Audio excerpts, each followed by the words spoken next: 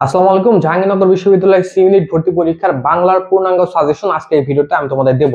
আজকে এই সাজেশনের মধ্যে আমাদের বাংলা প্রথম পত্র থাকবে এবং বাংলা ব্যাকরণ থাকবে এবং বাংলা বিচরণ অংশ নিয়েও কিন্তু আমি তোমাদের সাথে কথা বলবো। এবং আজকে এই ভিডিওটা তোমার জন্য বেস্ট হবে। বাংলার জন্য কোন কোন টপিক তোমার পড়তে হবে এবং কিভাবে তোমার পড়তে হবে এবং বাংলা প্রথম পত্র এবং বাংলা ব্যাকরণ থেকে তোমাদের কয়টা করে প্রশ্ন হতে পারে এই বিষয়েও কিন্তু আমি তোমাদের সবকিছু জানাবো। অনেকে আসলে বুঝতে পারো না যে বাংলা, মনে করো যে বাংলা ব্যাকরণ থেকে হয়তো ম্যাক্সিমাম প্রশ্ন হবে, বাংলা প্রথম পত্র পড়ো না বা জাহাঙ্গীরনগরের জন্য কিভাবে পড়তে হবে এই জিনিসটা তোমরা বুঝো না। তো এই যাবতীয় সবকিছু কিন্তু আজকে তুমি একটা ভিডিওতে দেখতে পারবে। তো যাই হোক, আমাদের এখানে আমি তোমাদের আহ দেখো, এখানে আমি তোমাদের কিছু টপিক দিয়েছি। এই টপিক গুলো থেকেই তোমাদের হচ্ছে জাহাঙ্গীরনগর বিশ্ববিদ্যালয়ে প্রশ্ন হওয়ার সম্ভাবনা একদম 95%। এখানে দেখো আমি একটা দাগ দিয়ে দিছি। এই দাগ কেন দিছি এটার কারণ একটা আছে, এই কারণটা আমি তোমাদের একটু পরে জানাচ্ছি। তো এখানে দেখো আমি তোমাদের মোট হচ্ছে 11টা টপিক দিয়েছি। তো আমি প্রথমে হচ্ছে তোমাদের সাথে বাংলা ব্যাকরণের অংশ নিয়ে কথা বলবো, দেন আমি বাংলা প্রথম পত্র নিয়ে কথা বলবো। আর এখানে তোমার কোন কোন টপিক থেকে কয়টা করে প্রশ্ন হতে পারে সে বিষয়ে আমি তোমাদের ধারণা দেবো। যেমন এখানে দেখো 1 নাম্বার যে বাংলা বানান, এই বাংলা বানান থেকে তোমরা অবশ্যই একটা প্রশ্ন পাবে, মিনিমাম একটা, একের অধিকও পেতে পারো। আর তোমরা যখন একটা টপিক পড়বা যেমন হচ্ছে বাংলা বানান, এই বাংলা বানানের সাথে তুমি অবশ্যই নত্ব ও সত্য বিধান, এটা হচ্ছে মানে দুইটা একসাথে পড়বা আর কি।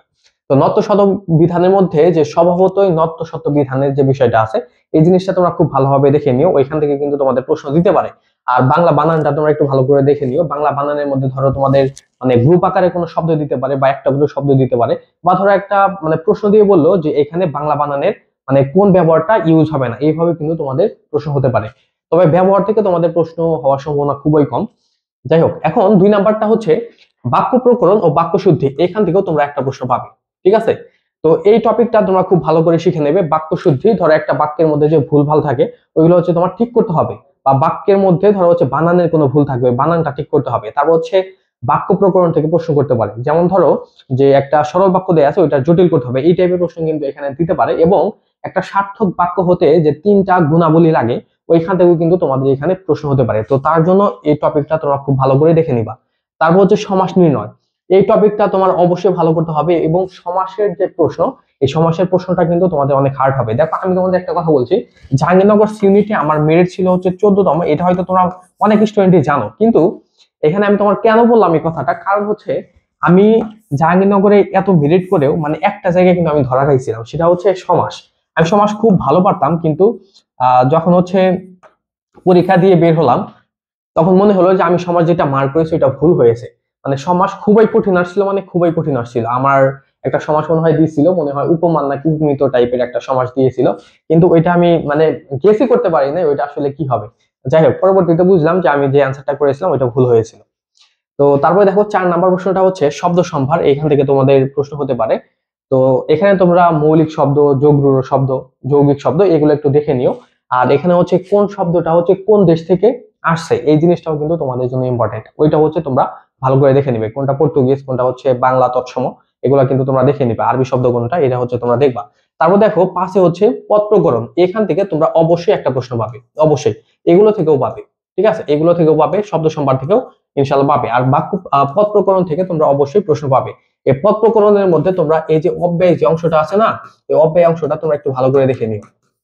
ঠিক আছে, তারপর হচ্ছে ধ্বনি ও বর্ণ, এখান থেকেও তোমরা হচ্ছে একটা প্রশ্ন কিন্তু পেয়ে যাবে, ধ্বনি ও বর্ণ। ধ্বনি ও বর্ণের যে ব্যাপারগুলো আছে এগুলো তোমরা একটু দেখে নিও। তারপর হচ্ছে মৌলিক যৌগিক যে ধ্বনিগুলো আছে ওইগুলো তোমরা একটু দেখে নিও। আর এখানে তোমাদের আমি আরেকটা কথা বলছি, এখানে তোমরা অ্যাডিশনালি ধ্বনি পরিবর্তন এটা তোমরা একটু দেখতে পারো। ঠিক আছে, এখান থেকে তোমাদের প্রশ্ন দিলেও দিতে পারে। এই টপিকটা তোমরা একটু ভালো করে দেখে নিও। তারপর হচ্ছে ব্যাকরণের আলোচ্য বিষয়, এখান থেকে তোমাদের একটা প্রশ্ন আসবে। তারপর হচ্ছে সন্ধি বিচ্ছেদ, এখান থেকে তোমাদের একটা প্রশ্ন দিতে পারে। আর এখানে আমি তোমাদের আরো একটা টপিক অ্যাড করছি, যেখানে যেটা হচ্ছে আমার এখানে অ্যাড করতে আমি মিস্টেক করেছি, সেটা হচ্ছে উপসর্গ। এই উপসর্গ থেকে তোমরা হচ্ছে অবশ্যই একটা প্রশ্ন পাবে, মাস্ট। ঠিক আছে, তো উপসর্গের মধ্যে তোমাদের কিভাবে প্রশ্ন আসবে, ধরো একটা ধরো বাংলা বা ধরো আরবি একটা উপসর্গ দিল, তো এখানে দিয়ে বলবে যে হচ্ছে এই উপসর্গটা কোন অর্থে ইউজ হয়েছে, এই টাইপের কিন্তু প্রশ্ন হতে পারে। তার জন্য এটা তোমরা একটু ভালো করে দেখে নিও। তো এখানে আমি তোমাদের দাগ দিয়েছি, কারণ হচ্ছে উপরে আমি তোমাদের যেগুলো দেখালাম উপসর্গ সহ, এগুলো হচ্ছে তোমাদের জন্য মোস্ট ইম্পর্টেন্ট। এটার বাইরে তোমরা হচ্ছে এই যেগুলো দেখতে পারো, যেমন হচ্ছে কারক ও বিভক্তি, এখান থেকে তোমাদের প্রশ্ন দিতে পারে। এখান থেকে আশা করি একটা প্রশ্ন তোমাদের থাকবে।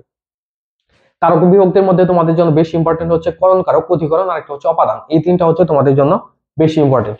তারপর হচ্ছে সংখ্যাবাচক শব্দ, এটা তোমরা একটু দেখে নিও। তারপর হচ্ছে দ্বিরুক্ত শব্দ, এগুলো তোমরা হচ্ছে দেখে নিও। এই কয়েকটা টপিক যদি তুমি ব্যাকরণের মধ্যে ভালো করতে পারো, তাহলে হচ্ছে তোমার মানে একটা সম্ভাবনা থাকবে যে ব্যাকরণে এখানে যতগুলো প্রশ্ন আসবে সবগুলো তুমি এখান থেকে কমন পাবে।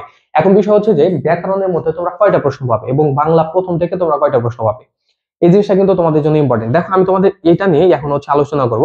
যেমন এখানে তোমরা জানো যে জাহাঙ্গীরনগর যে ইউনিটের বাংলার যে মানবন্টন, এখানে হচ্ছে তোমাদের মোট 20টা প্রশ্ন হবে। তোমরা জানো 20টা এমসিকিউ এর মধ্যে কোনটা থেকে কয়টা করে প্রশ্ন আসবে।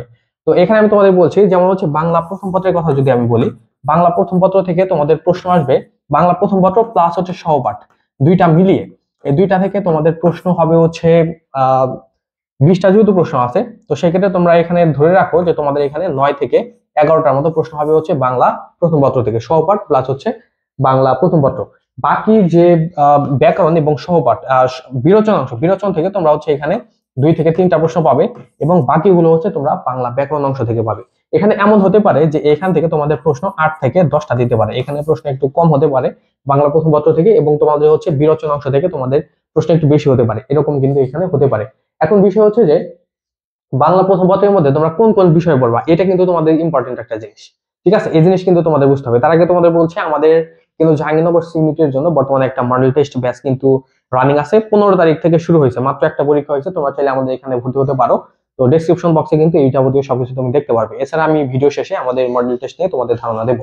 এখন বিষয় হচ্ছে যে আমাদের এখানে বাংলা প্রথম পত্রের মধ্যে তোমাদের কিন্তু একটু ডিপ টাইপের প্রশ্ন আসবে। ঠিক আছে, ধরো এখানে অন্যান্য ভার্সিটিতে যেরকম হয়, ধরো অপরিচিত আমার পদ থেকে সরাসরি একটা লাইন তুলে দিলে এরকম হয়, কিন্তু ওইটার সাথে মানে জাহাঙ্গীরনগরের প্রশ্ন একটু মানে ডিফারেন্ট তুমি পাবে। এখানে হচ্ছে জাহাঙ্গীরনগরের ডিপ টাইপের প্রশ্ন করবে। ঠিক আছে, মানে সহজে যেটা আসলে মানুষ ধরতে পারে না, অনুধাবন করতে পারে না, ওই টাইপের প্রশ্নগুলো হচ্ছে জাহাঙ্গীরনগরে দিয়ে থাকে নর্মালি। তবে এখানে তোমার হতাশ হওয়া যাবে না যে খুব বেশি কঠিন করে ফেলছে, সেরকম না, পারবা তুমি।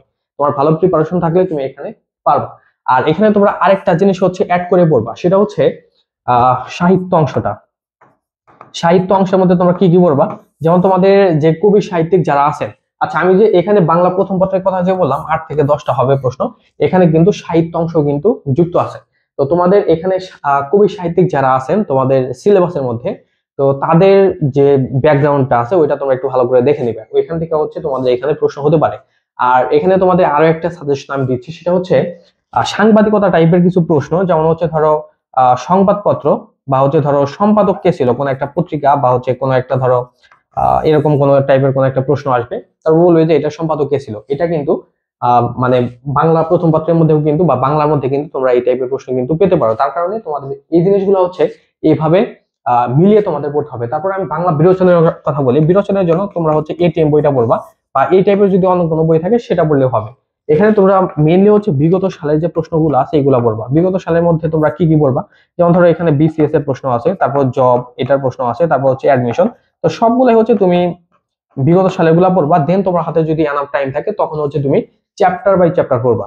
তবে তোমার এভাবে পড়লেই হবে। এখন বিষয় হচ্ছে তোমার বাংলার মধ্যে একটা টার্গেট মার্ক রাখতে হবে, কারণ হচ্ছে জাহাঙ্গীরনগরে তোমরা দেখো যে তোমার অন্যান্য সাবজেক্টে, যেমন তুমি ইংলিশ তারপর হচ্ছে জিকে, এটার মধ্যে হয়তো তুমি একটু নাম্বার কম পাবা, কিন্তু তুমি যদি বাংলার মধ্যে নাম্বারটা একটু বাড়িয়ে রাখতে পারো, তো সেই ক্ষেত্রে কিন্তু এখানে তোমার একটা প্লাস পয়েন্ট থাকবে। আর আমি তোমাদের যে মডেল টেস্টের কথা বলছিলাম, এখানে দেখো আমাদের মডেল টেস্টের বিবরণটা দেয়া আছে। এখানে তোমরা মোট হচ্ছে 20 সেট পরীক্ষা পাবে। এখানে আমাদের পরীক্ষাগুলো তোমরা ওয়েবসাইটে দিতে পারবে, দেন আমাদের পরীক্ষার পিডিএফ পাবে। তো এখানে 1600 প্রশ্ন পাবে তোমরা 20 সেট পরীক্ষার মধ্যে। তারপর একটা জিকে সম্পূর্ণ বই দাগানো পিডিএফ পাবে, জাহাঙ্গীরনগর সিউনিটের জন্য সিলেক্টেড 1000 প্লাস প্রশ্ন পাবে।